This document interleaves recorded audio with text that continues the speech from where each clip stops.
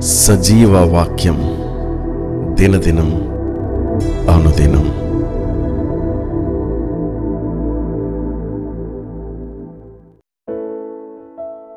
యెహోవానైన నేను మార్పు లేని వాడను గనుక యాకోబు సంతతి వారైన మీరు లయము కాలేదు.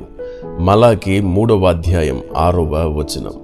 ఈ మాటలను మనం గమనిస్తున్నప్పుడు ఇశ్రాయేలీలు ఆధ్యాత్మికంగా క్షీణించినప్పుడు, అదే సమయంలో దేవునికి అవిధేయులుగా బ్రతుకుతున్న సమయంలో మలాకి ప్రవక్త దేవుని యొక్క సందేశాన్ని ఇశ్రాయేలీలకు అందిస్తున్నాడు.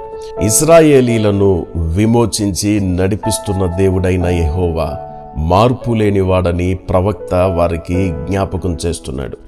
నేను మారని వాడను గనుక మీరు లయము కాలేదు అనే విషయాన్ని దేవుడు వారికి స్పష్టం చేస్తున్నాడు. అవును, ఆయన మార్పు చెందనివాడు.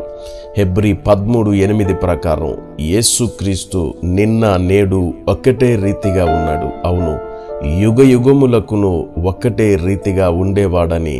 అలాగే యాకోబు 1:17 ప్రకారం ఆయన యందు ఏ చంచలత్వమైనను గమనముల వలన కలుగు ఏ ఛాయ అయినను లేదు అనే దేవుని వాక్యాన్ని మనం ఇక్కడ జ్ఞాపకం చేసుకోవచ్చు.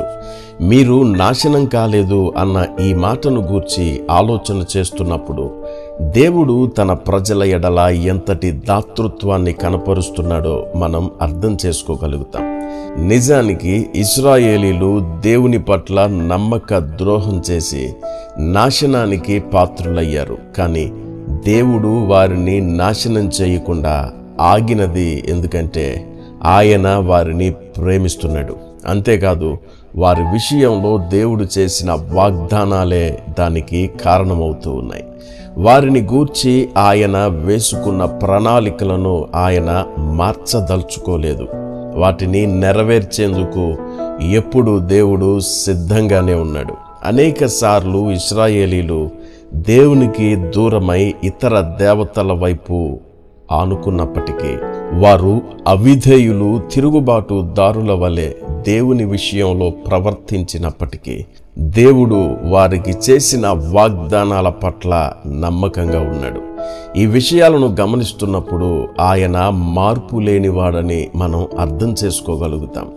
మనం కూడా అనేక సందర్భాల్లో దేవునికి అవిధేయులుగాను తిరుగుబాటుదారులుగాను ఉన్నప్పటికీ, అంతేకాదు దేవుని విషయంలో మనం అనేక సార్లు మన తలంపులు, హృదయ ఆలోచనలు మార్చుకుంటూ ఉన్నప్పటికీ, దేవుడు మాత్రం మారని ప్రేమను, మార్చుకోలేని నమ్మకత్వాన్ని మన పట్ల చూపిస్తూ ఇప్పటికీ తన కృపను పొడిగిస్తూ ఉన్నాడు. అందుకనే ఇశ్రాయేలీలతో చెప్పినట్టుగానే ఆయన మారిపోని వాడు కనుక మనం లయమైపోలేదు అనే విషయాన్ని మనం మర్చిపోకూడదు. కనుక మారిపోని దేవుని పట్ల మారిపోని ప్రేమను, మారిపోని విశ్వాసాన్ని మనం కూడా కనపరుద్దాం. నమ్మకమైన వారిగా దేవుని ఎదుట నిలబడతాం. అట్టి కృపలో దేవుడు మిమ్మును దీవించి ఆశీర్వదించునుగాక. Amen, amen. ప్రార్థన. శక్తి కలిగిన తండ్రి, మీకు వందనాలు చెల్లిస్తూ ఉన్నాం ప్రభా. అనేక పరిస్థితులలో మేము మారిపోతున్నా, మిమ్మల్ని విడిచి అవిధేయులుగా బ్రతుకుతున్నా, మారని దేవునిగా మా ముందు మరొకసారి ప్రత్యక్షపరచుకున్నందుకు వందనాలు చెల్లిస్తున్నాం. ఈ ప్రార్థనలో ఎంతమంది అయితే ఏకీభవించారో వారందరి జీవితాలలో మార్పు లేని వానిగా, మారని దేవునిగా నీవు నిలబడి కార్యాలు జరిగిస్తున్నందుకు వందనాలు చెల్లిస్తూ నజరేయుడైన యేసు శ్రేష్ఠ నామమున ప్రార్థిస్తున్నాము తండ్రి. Amen, amen.